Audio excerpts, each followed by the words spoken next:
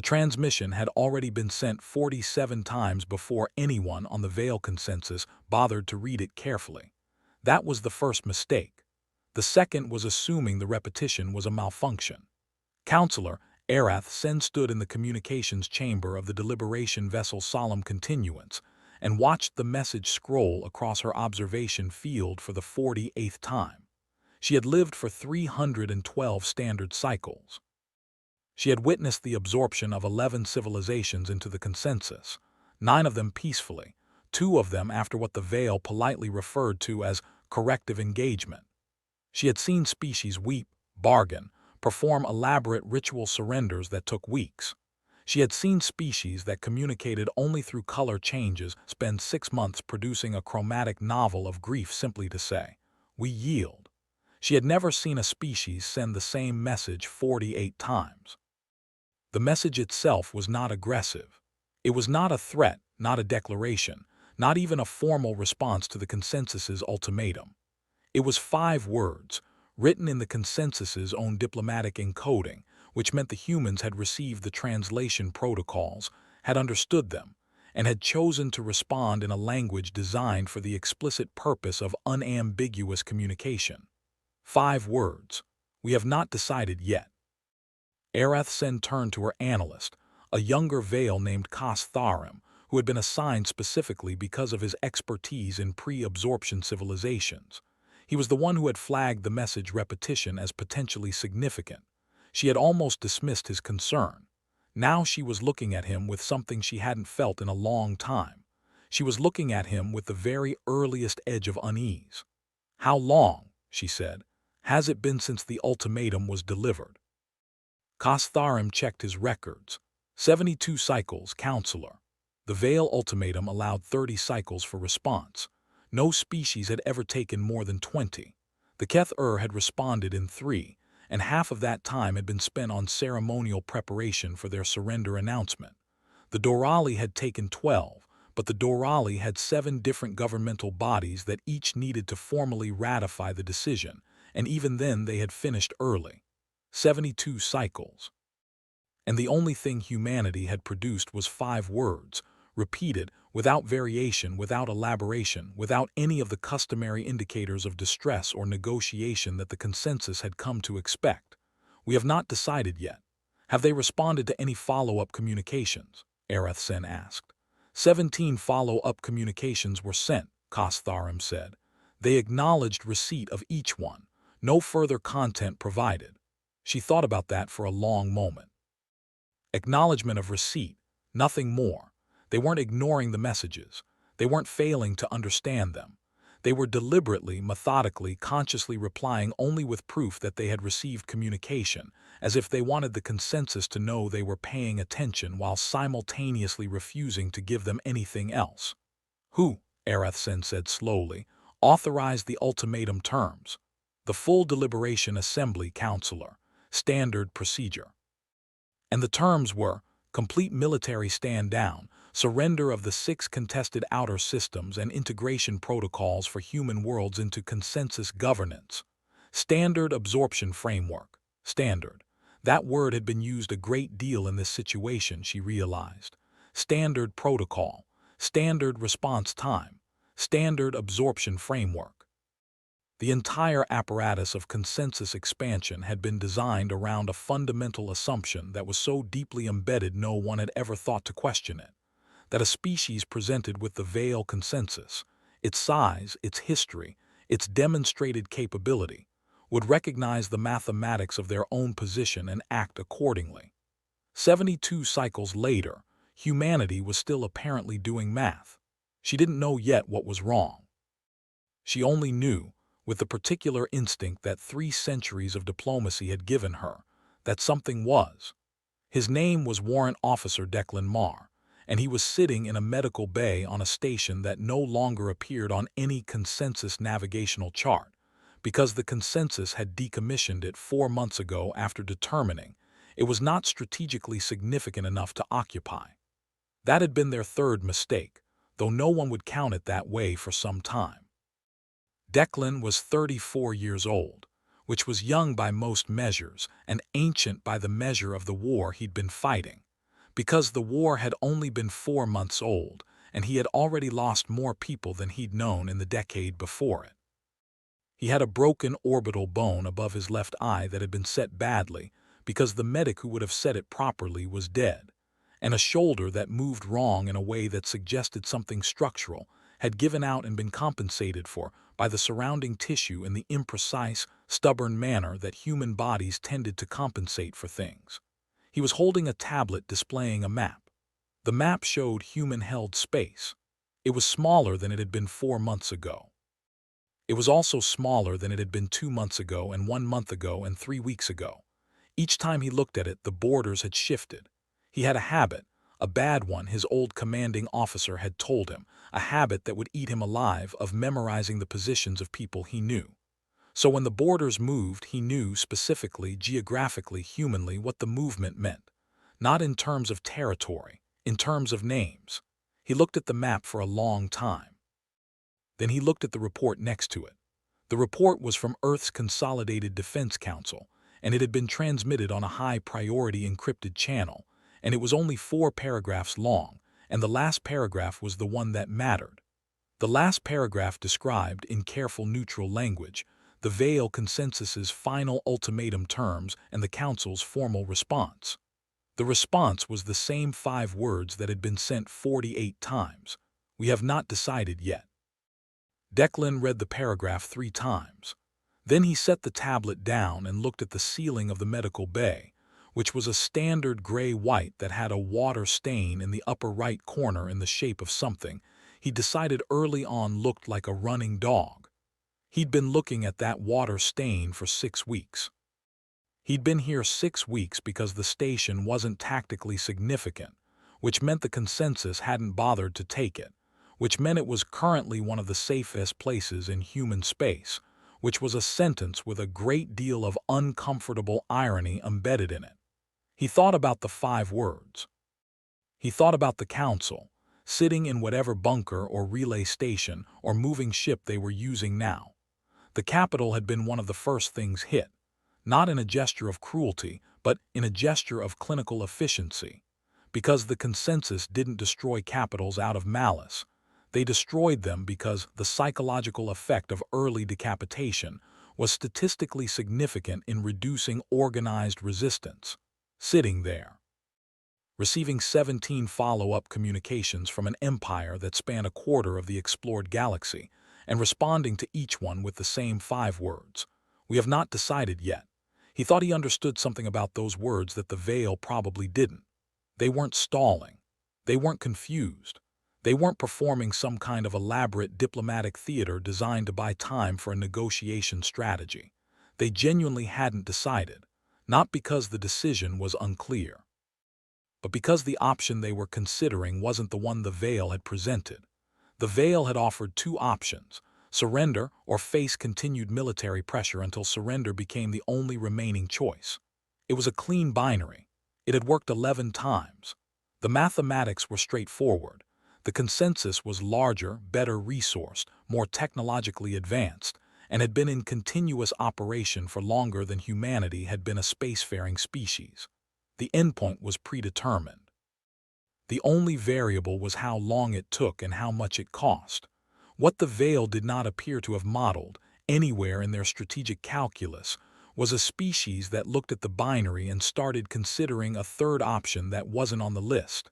Not surrender, not graceful acceptance of inevitable defeat. Something else. Something that didn't have a name yet, because it was still being invented by people in bunkers and relay stations and medical bays on stations that didn't appear on navigational charts. People who were looking at maps that kept shrinking and feeling something that human language had 17 words for in 17 different contexts, but which all pointed at the same place inside a person. The place where fear and fury lived together, the place that made no rational sense, the place that the Veil consensus, in 300 cycles of expansion, had apparently never had occasion to study. Declan looked at the water stain. He thought about his old commanding officer, Commander Yasmin Voss, who had been in the capital when it was hit. He thought about Lieutenant Chen, who had been on the border patrol that stopped transmitting 8 weeks ago. He thought about Specialist Okonkwo, who had made it off the border patrol but hadn't made it much further than that. He thought about the map. Then he pulled up a different screen. Not the map, not the report. A communication interface connected to a relay network that ran through 17 different asteroid-based signal boosters that the consensus also hadn't considered worth occupying, because asteroids were not tactically significant. The consensus, he was beginning to think, had a very particular definition of tactical significance. It was a definition built around the idea that territory held value, that resources held value, that industrial capacity held value. It was a definition that had worked for 11 civilizations. He began to compose a message, not to the Council, not to any remaining command structure, to every single active frequency he could reach. Kas Tharim brought the intercepted communication to Areth Sen 93 cycles after the ultimatum had been delivered. It was not the 5 words. It was something different, and it had not been sent to the consensus. It had been sent internally within human communication networks, and the consensus's Signals Intelligence Division had flagged it not because of its content, which was initially assessed as tactically irrelevant, but because of its pattern of transmission. It had been received by every active human frequency simultaneously, not broadcast, received simultaneously. The distinction was technical but meaningful. Whoever had sent it had access to the relay structure of human communications at a level that implied either significant infrastructure survival or significant improvisational engineering, and either one of those implications was notable. Areth Sen read the transcript of the message. It was long. It was written in human language, and the translation software rendered it in something that the Veil called close equivalence, which meant the concepts mapped approximately but not exactly, because some human words apparently referred to emotional states that the Veil had no direct linguistic parallel for. The message began with something the translation software flagged as informal address, implying shared experience, possibly, those of us who remain. And it ended with something the software flagged as no direct translation. Concept involves persistent forward motion in the context of known futility, cultural resonance high, emotional register, unclassified. Between those two untranslatable bookmarks, the message described, in specific operational detail, a coordinated action involving 14 separate human-held positions, none of which were the positions the consensus had classified as high-value targets. All of them were positions the consensus had assessed as low significance. All of them were connected by the asteroid relay network, and the action was not a counterattack. It was not a military operation in any sense that the consensus's strategic models recognized. The message was asking every human in a position to do so to begin moving, not toward military targets, not toward strategic objectives, toward each other. Toward the network of low-significant stations and asteroids and drift habitats that the consensus had not bothered to control, because controlling them wasn't necessary for the inevitable endpoint. Toward everything the consensus had decided didn't matter. Kas Tharim watched Areth Sen read the transcript. He had already read it 4 times, and each time he found something new to be unsettled by. He was unsettled now by a different thing than what had initially unsettled him, which was itself unsettling, the way this situation kept generating new reasons to be uncomfortable. Who sent this? Areth Sen asked. One individual, a warrant officer, Declan Marr, currently stationed at a decommissioned facility designated. Kas Tharim checked his records. Actually, counselor, it's not designated. It wasn't considered worth designating. She was quiet for a moment. One person, she said. One person. What is his rank in the human military structure? Kas Tharim checked. Mid-tier, not an officer of significant command authority. In their hierarchy, a warrant officer holds technical expertise but limited command scope. Areth Sen set the transcript down. She thought about the 11 civilizations she had helped absorb into the consensus. She thought about the way those absorptions had gone, the pattern of them, the shape of capitulation that she had come to recognize so well she could sometimes predict it from the first communication. There was always a moment in every absorption when the hierarchy became the instrument of surrender. When the highest-ranking officials, recognizing that continued resistance was irrational, used their authority to transmit that recognition downward through the structure, and the structure responded, because that was what hierarchies were for. The individual at the top made the rational decision, and the rational decision propagated. A mid-tier technical expert with limited command authority had just sent a coordinated operational instruction to every remaining human communication node simultaneously, without authorization from the hierarchy. "Where is the Human Council?" Arath-Sen asked. "We are tracking several possible locations. Counselor, they have become significantly harder to locate in the past several cycles. They're moving." "Yes." Following the message, Kastharim was quiet. "We believe so," he said. "Counselor, the Council didn't send this message. Mar did, but the Council appears to be responding to it the same way everyone else is." She thought about that for a long time. She thought about what it meant when the leadership of a civilization started following a warrant officer. Not because they were forced to. Not because the hierarchy had collapsed completely and someone had filled the vacuum. Because someone with no authority had articulated something true and the people with authority had recognized it. "What does the end of the message say?" she asked. "The untranslatable part." Kastharim looked at his notes. The translation software gave several attempts. The closest approximation it produced was, "Keep going." He paused, but it flagged the approximation as insufficient. The human word apparently implies something more specific. Something about keeping going precisely because stopping would be easier. Keeping going in a context where every rational calculation suggests you should stop. Arath-Sen picked up the transcript again. She read it from the beginning. By the time she reached the end, she was no longer thinking about the 11 civilizations she had absorbed. She was thinking about the fact that she had never, in 312 cycles, encountered a message that began with a word for those who remain and ended with a word for continue past the point of reason. She was thinking about what kind of species sends that message. She was thinking about what kind of species receives it and moves. It took the consensus 30 cycles to understand what was happening, which was 30 cycles too long. The coordinated movement of humans toward the network of low-significance positions had initially been assessed as a retreat. Retreat was understandable. Retreat fit the model. A species, recognizing the inevitability of defeat, would naturally consolidate survivors away from military contact zones and toward positions of minimal strategic value, reducing casualties while the leadership completed surrender negotiations. Except the humans weren't negotiating surrender. The Council's communications, which the consensus monitored carefully, contained no surrender language whatsoever. They contained logistics, resupply routing, technical specifications for adapting station infrastructure, requests for specific skill sets, medical supply inventories. They also contained something the Signals Intelligence Division flagged with considerable confusion: humor.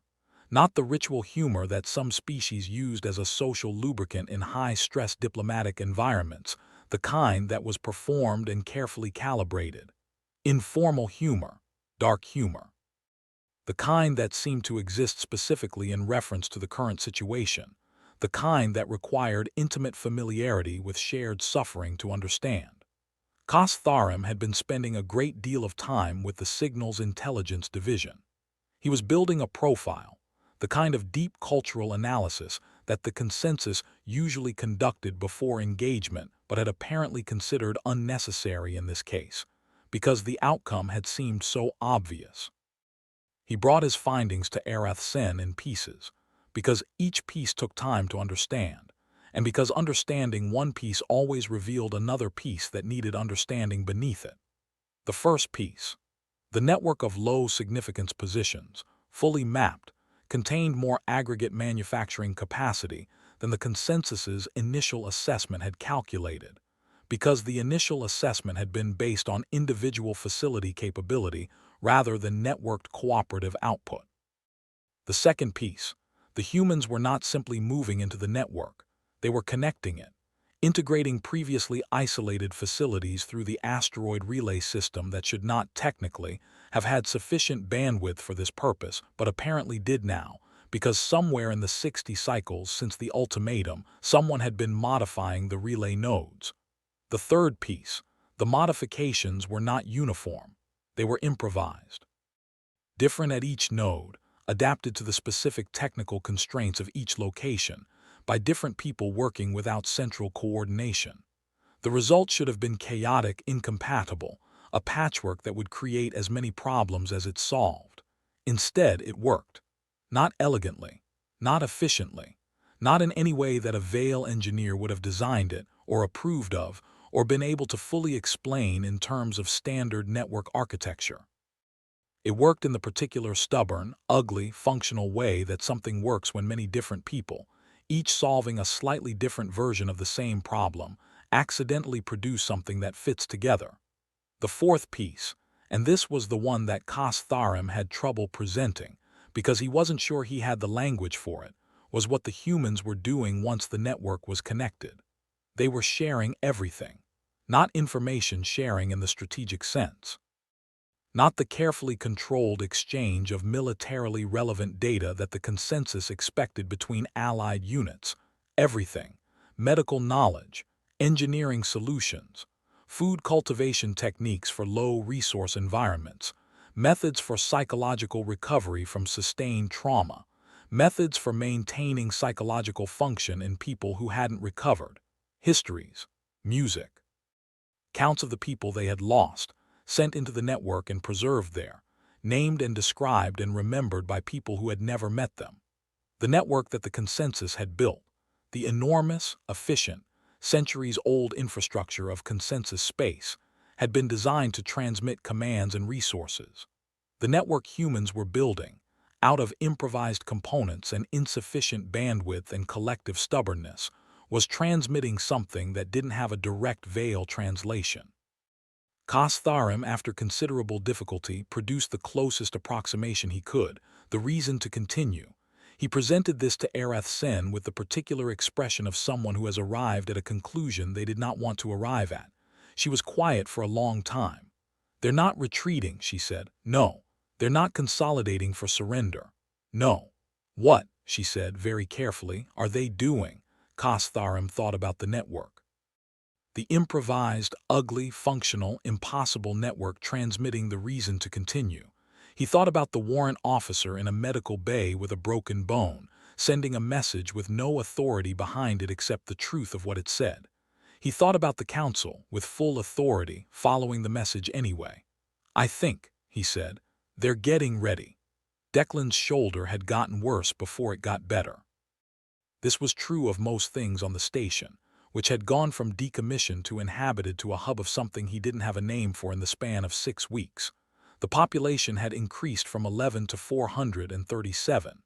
The manufacturing bay, which had been inactive for 8 months, was running continuously. The medical bay, which he had occupied alone, now had a rotating staff of 9 and a waiting list. He still looked at the water stain. It still looked like a running dog. It had become something of a landmark. He had not expected the message to do what it did. He had sent it because it needed to be sent. He was a technical specialist in relay network architecture, which was why he'd had access to the relay system, and he'd been lying in the medical bay looking at the water stain and thinking about the network for 6 weeks, thinking about how it was being used and how it could be used differently. And eventually, the thinking had become a plan, and the plan had become a message, and the message had been sent before he'd had time to consider the authority problem, which was, he didn't have any. He'd thought about that after. The authority problem. He'd thought about how Commander Voss would have reacted and decided she would have been furious and correct, and then decided she would also have done it herself if she'd been there, so maybe the fury would have been brief. The response had been, he didn't have a word for the response. People had come. Not just moved toward the network, as the message had asked, but come specifically to specific places, because they knew someone there, or because they had a skill the network had flagged as needed, or because the message had reached them and they had simply started moving, and this was where they ended up.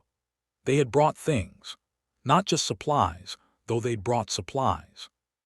They brought their dead, in the sense that the dead traveled with them in the stories they told, in the names they mentioned, in the quiet specific way that humans carry people who are gone. Declan had met a woman named Dr. Priya Anand 3 weeks ago. She was a xenolinguist who had been working on consensus translation protocols before the war started, which meant she understood the Veil communication system better than almost anyone in human space. She had come to the station because the network had flagged a need for translation expertise, and she had come specifically to Declan because she traced the message back to its origin and wanted to speak to whoever had sent it. She had spent the first conversation assessing him in the particular way that highly intelligent people assess someone they're trying to figure out. He'd found it uncomfortable and then found it clarifying because she was good at it. "You know what you did with that message," she said. She didn't make it a question. "I know what I was trying to do." "No," she said. "You know what you actually did. The network isn't just connecting stations. You know that." He did know that. He'd been watching it.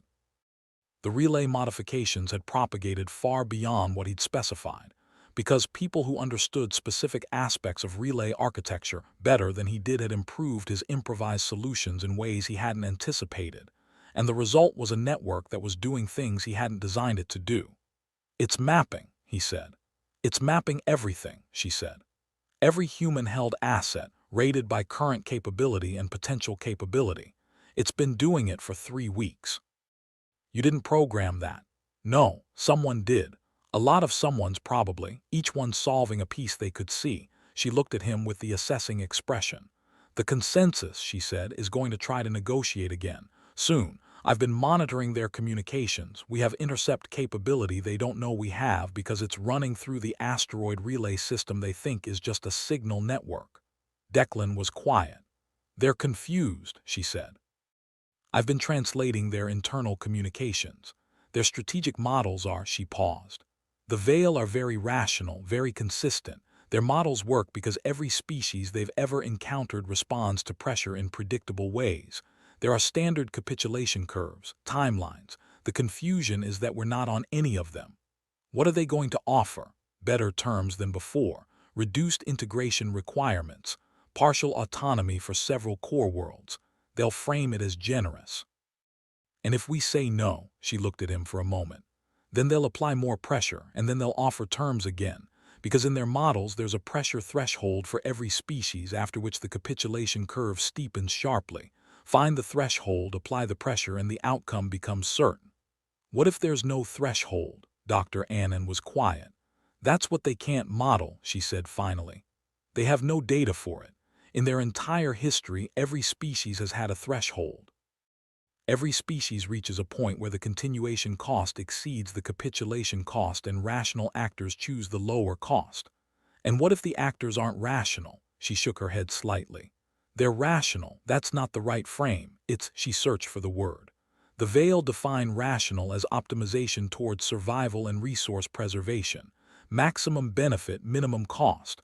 By that definition, surrender is always rational at some point. But humans don't only optimize for survival and resource preservation." She paused again. "I've been trying to find a way to explain this to myself that makes sense, and I keep coming back to the same thing. Humans optimize for meaning, and meaning is not subject to cost-benefit analysis. Meaning is the thing you continue toward even when the cost exceeds any rational calculation, because the alternative is not just defeat, it's the dissolution of what makes the effort worthwhile." Declan thought about his commanding officer. He thought about Chen and Okonkwo and the names in the network, the names people had brought with them, the dead traveling with the living. "They died for something," he said. "It was not a question." "Yes, and if we surrender, they died for nothing." "Yes." He looked at the water stain, running dog. "The Veil," he said, "don't have a model for that."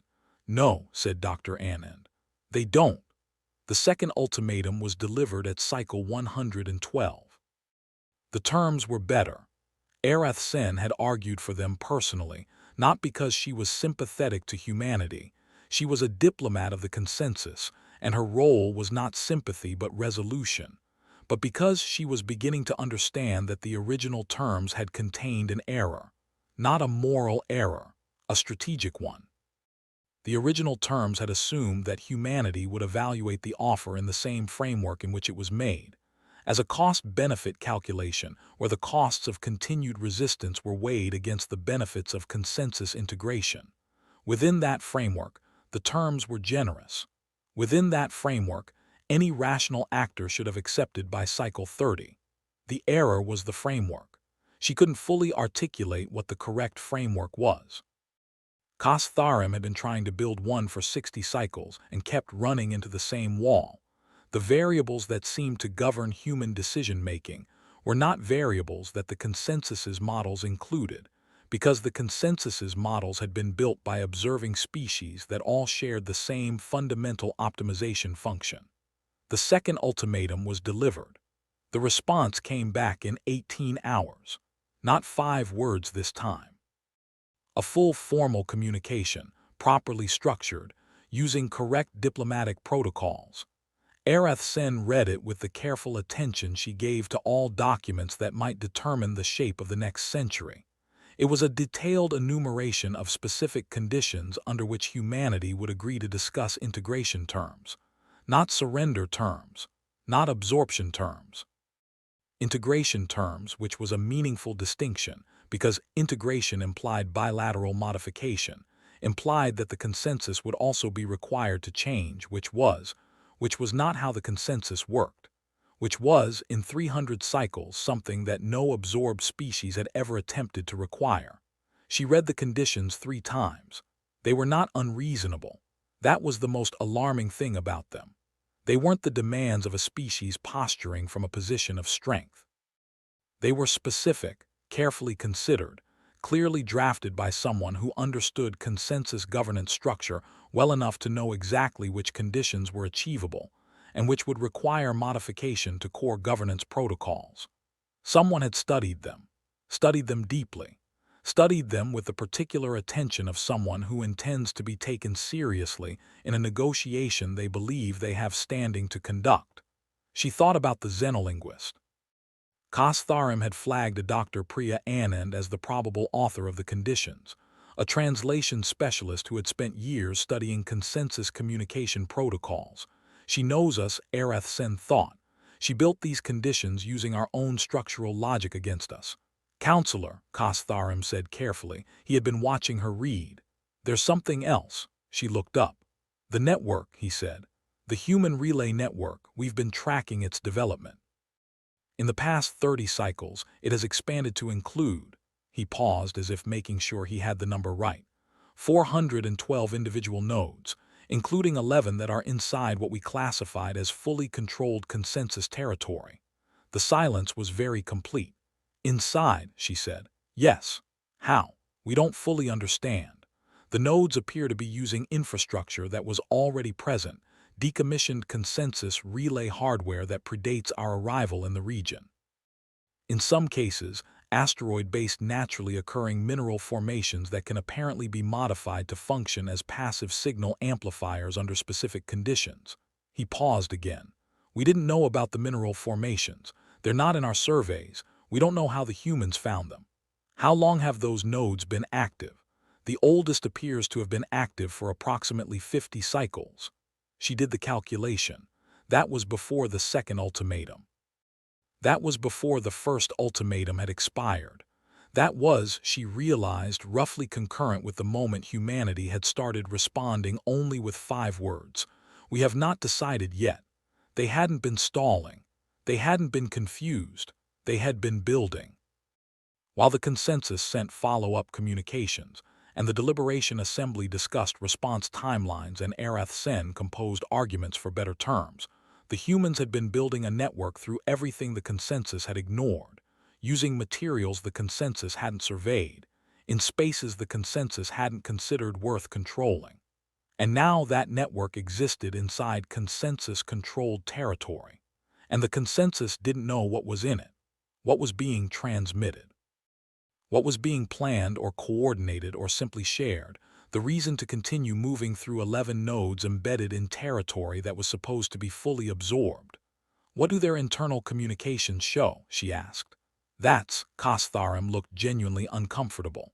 We've been intercepting, Counselor, but the content has become significantly harder to interpret. They've modified their encryption, but more than that, the content itself is increasingly, he searched for the word, layered. They reference events and people and decisions using shorthand that requires cultural context we don't have. The translation software flags approximately 40% of current communications as requiring context it cannot provide. Meaning they've developed their own language, not a formal one, an informal one, built from shared experience over the past 100 cycles. We can read the words. We can't fully understand what the words mean to them. Arath Sen set down the conditions document. She thought about the first time she had read the 5 words. She thought about how simple they had seemed. She thought about how many layers were in them that she hadn't seen. She thought about the running network, the impossible improvised functional network transmitting meaning through everything the consensus had decided didn't matter. She thought about the war she had expected to be over by cycle 30. Kas Tharim, she said. Counselor. How many species have we absorbed that sent conditions rather than a surrender? He checked. He already knew the answer, but he checked anyway. None, he said. The war lasted another year. Not because the consensus lacked the capacity to end it. They had the capacity. They had always had the capacity. The mathematics hadn't changed. The consensus was larger, better resourced, more technologically advanced. None of that had changed. What had changed was the cost calculation. Projections that had initially estimated a low-cost rapid absorption operation had been revised 7 times. Each revision was larger than the last. Each revision incorporated new variables that the previous model hadn't included: the improvised network, the internal adaptation speed, the strange property of human resistance whereby applying more pressure did not steepen the capitulation curve but instead seemed to flatten it, to compress it against zero in a way that the models had no precedent for. At some point, no one in the deliberation assembly could precisely identify when the projected cost of complete absorption had exceeded the projected value of absorption. The mathematics had flipped, not dramatically, not in a single shocking moment. Gradually, revision by revision, as each new assessment incorporated the thing the models kept failing to account for, a species that didn't have a threshold. The formal negotiations took 6 months. Dr. Anand led the human delegation. Arath Sen led the consensus delegation. They met on neutral ground, on a station that had once been decommissioned and was no longer anything of the kind, in a room that smelled faintly of improvised manufacturing and recycled air. The terms that emerged were not the terms of an absorption. They were not the terms of a defeat on either side. They were something the consensus's diplomatic archives had no category for, so the archivist responsible for documentation created a new category, labeled it with the closest translation they had for a concept from the human delegation's closing statement, and filed it there. The concept translated approximately as the outcome of continuing past the point where stopping made sense. Declan Marr attended the signing as a formal witness. His shoulder had healed. The orbital bone above his left eye had a slight visible irregularity that would be there permanently, a consequence of the imperfect setting.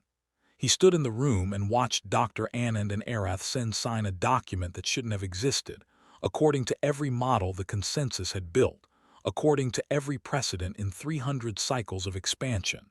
He didn't feel triumphant. He wasn't sure what he felt. Something complicated. Something that had the texture of grief and the shape of relief, and underneath both of those something older and quieter, the thing that had been in the message he'd sent, the untranslatable thing, the thing that the Veil translation software had called Keep Going and flagged as insufficient. He thought about Commander Voss. He thought about Chen and Okonkwo.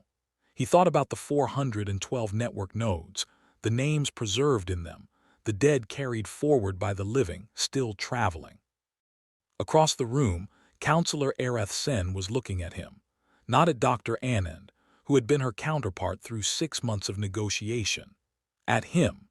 At the warrant officer with the healing bone and the wrong moving shoulder who had sent a message with no authority behind it and started something a vast rational empire had spent a year trying to stop. He couldn't read her expression clearly.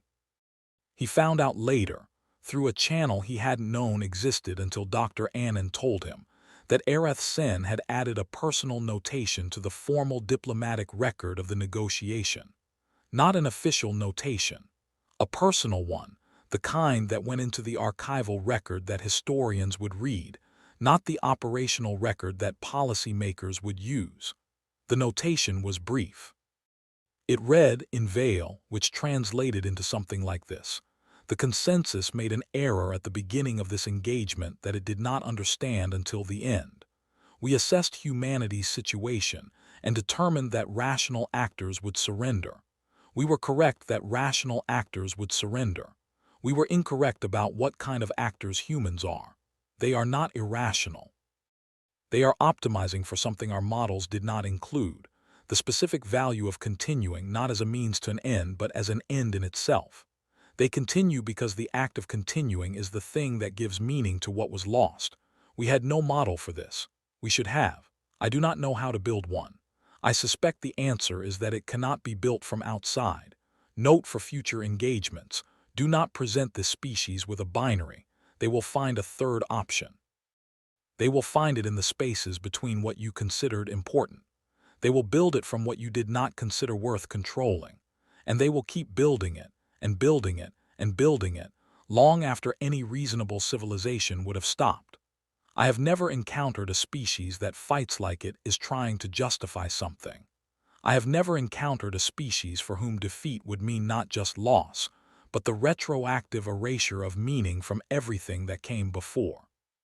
They did not win because they were stronger. They won because we ran out of willingness to keep paying the cost of their refusal to stop. There is a word for this in their language. I have been told it does not translate exactly. The closest approximation is stubbornness, but the translation software flagged this as insufficient. I believe the correct word is something more like love, the kind that continues, the kind that insists on continuing. The kind that looks at the mathematics of a situation and decides that mathematics is not the point. I do not fully understand it. I think that is the point. Declan never read the notation. Dr. Annan told him it existed, told him the general shape of it, and he nodded and said he was glad someone had written it down. And then he went back to the network, because the network was still running, still transmitting, still carrying names and memories and improvised solutions and dark humor and something that had never had a clean translation. The consensus expanded around humanity, not through it. The decommissioned station stayed operational. The asteroid relay network hummed. The names of the dead traveled on. And somewhere in the Deliberation Assembly's archives, flagged for future reference, was a notation that no strategist had ordered and no policy would ever formally cite, written by a diplomat who had spent 300 cycles absorbing civilizations and had finally encountered one that refused to understand that it was supposed to stop, and had spent the rest of her career trying to explain to colleagues who kept asking her for models and projections and precedents, that the explanation was not in the models. The explanation was in the water stain on the ceiling of a medical bay that looked like a running dog. It was in the message sent by a man with no authority to every remaining frequency, asking nothing more than that people who had every rational reason to stop would instead keep going. It was in the fact that they did. It was in the fact that they always had. It was in the fact that somewhere, right now, in the parts of the galaxy that had not yet encountered them, in the deliberation chambers of powers that had not yet run their projections, or delivered their ultimatums, or learned what the consensus had learned at great cost and across 100 cycles of revision, humanity was already building something in the spaces between what everyone else had decided didn't matter. And it was already, quietly, impossibly, beginning to work.